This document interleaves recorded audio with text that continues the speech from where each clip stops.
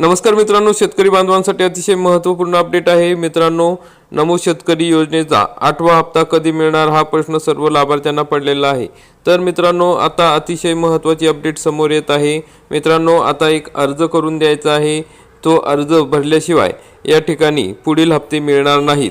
तर मग मित्रांनो, कोणते अर्ज आहे आणि या ठिकाणी नमो शेतकरी योजना, पीएम किसान योजना या दोन्ही योजनांकरिता हा अर्ज भरावा लागणार आहे। तर पीएम किसान योजनेत जे काही लाभ घेणारे शेतकरी आहे त्यांनाच नमो शेतकरी योजनेचा लाभ मिळत असतो। म्हणून पीएम किसान योजनेच्या माध्यमातून हा अर्ज भरला तरच तुम्हाला नमो शेतकरी योजनेचा हप्ता मिळणार आहे। तर काय महत्त्वाची अपडेट आहे त्याविषयी आपण सविस्तरपणे माहिती बघणार आहोत। मित्रांनो, आपण जर हा अर्ज केला नाही तर या ठिकाणी तुमचा हप्ता बंद होणार आहे। मग हप्ता सुरू ठेवण्यासाठी या महत्त्वाचा अर्ज तुम्हाला भरावा लागणार आहे। फिजिकल व्हेरिफिकेशन चालू झालेले आहे।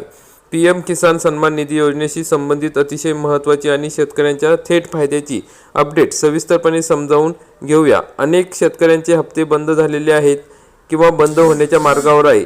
असे का घडते, तर कोणाला अर्ज भरावा लागतो, हा अर्ज कुठे आणि कसा भरायचा, फिजिकल व्हेरिफिकेशन म्हणजे काय, संशयास्पद लाभार्थी कोण असतात आणि जर पात्र असाल तर बंद झालेले हप्ते पुन्हा कसे सुरू होऊ शकतात याविषयी सविस्तरपणे माहिती या व्हिडिओमध्ये बघणार आहोत। मित्रांनो, पीएम किसान सन्मान निधी योजना ही केंद्र सरकारची अतिशय महत्त्वाची योजना आहे। या योजनेअंतर्गत पात्र शेतकऱ्यांना दरवर्षी 6,000 रुपये आर्थिक मदत दिली जाते। मित्रांनो, या योजनेप्रमाणेच आता महाराष्ट्रामध्ये सुद्धा नमो शेतकरी योजना ही योजना चालू आहे। तर या योजनेच्या मार्फत सुद्धा 6,000 रुपये दिले जाते। तर ते कोणाला दिले जाते, जे पीएम किसान योजनेमध्ये पात्र आहेत त्यांनाच हे हप्ते दिले जातात। तर मित्रांनो, काही शेतकऱ्यांना 12व्या हप्त्यापासून, काहींना 18व्या हप्त्यापासून, तर काहींना 19व्या हप्त्यापासून पीएम किसान योजनेचे जे काही हप्ते मिळालेले नाहीत। यामागील मुख्य कारण म्हणजे अपूर्ण माहिती, चुकीची नोंदी किंवा संशयास्पद लाभार्थी म्हणून यादीत नाव येणे हे आहे। मग राज्यात पीएम किसान योजनेचा 19वा हप्ता मिळाल्यानंतर आता 21वा हप्ता सुद्धा वितरित झालेला आहे। या प्रक्रियेदरम्यान असे लक्षात आलेले आहे की जवळपास 2,48,326 लाभार्थी या योजनेतून बाद झालेले आहेत। ही संख्या अजूनही वाढू शकते, कारण हप्ता वितरण करताना तपासणी अधिक कडक केली जात आहे। सरकारकडून लाभ खऱ्या आणि पात्र शेतकऱ्यांनाच मिळावा यासाठी आता काटेकोरपणे पावले उचलली जात आहे। मग पीएम किसान योजनेमध्ये हप्ता मिळालेला नसेल तर तुम्हाला नमोचा सुद्धा हप्ता मिळणार नाही।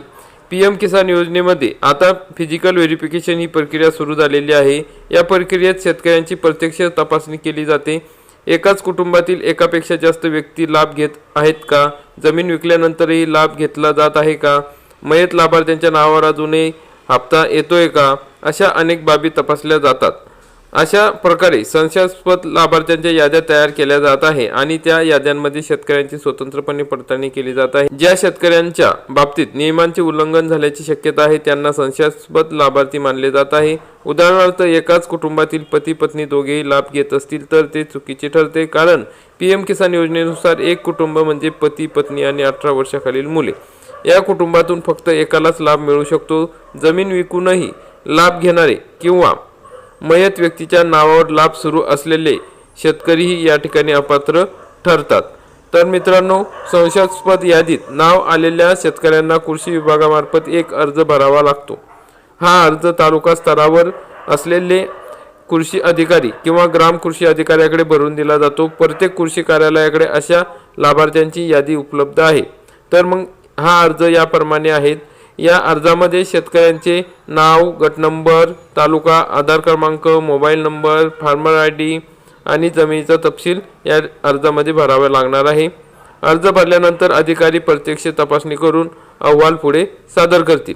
पूर्वी अनेक शेतकरी एकाच गट नंबरमध्ये सामायिक होते, त्यामुळे अनेक वेळा चुकीने हप्ते बंद झाले आहे। आता फार्मर आयडी जोडल्यामुळे प्रत्येक शेतकऱ्याची स्वतंत्र ओळख निश्चित केली जात आहे। भूमी अभिलेखामध्ये वैयक्तिक धारक क्षेत्र किती आहे ते क्षेत्र 1 फेब्रुवारी 2019 पूर्वी धारण केले आहे का याची तपासणी केली जाते।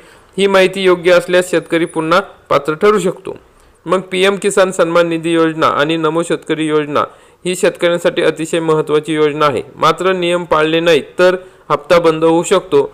त्यामुळे ज्यांचे हप्ते थांबले आहेत त्यांनी त्यांचे नावं संशयास्पद यादीत आहेत का त्यांनी तात्काळ कृषी कार्यालयात जाऊन अर्ज भरावा। पात्र असाल तर तपासणीनंतर हप्ता पुन्हा सुरू होईल। या ठिकाणी वेळेत योग्य पावले उचलल्यास आर्थिक मदतीचा लाभ नक्कीच मिळू शकतो। तर मित्रांनो, अशा पद्धतीने नमो शेतकरी योजना आणि PM किसान योजनेतील लाभार्थ्यांसाठी अतिशय महत्त्वाची अपडेट आहे। जवळच्या कृषी कार्यालयात जाऊन लवकरात लवकर हा अर्ज भरा आणि पुढील योजनेचा लाभ घ्या। आणि नमो शेतकरी योजनेचा 8वा हप्ता हा जानेवारी महिन्याच्या पहिल्या आठवड्यात मिळू शकतो असा अंदाज या ठिकाणी विश्वसनीय सूत्रांनी व्यक्त केलेला आहे। तरी मित्रांनो, अशा प्रकारची महत्त्वाची अपडेट होती। व्हिडिओ आवडल्यास व्हिडिओला लाईक करा, चॅनलला सबस्क्राईब करा। धन्यवाद। जय हिंद, जय महाराष्ट्र।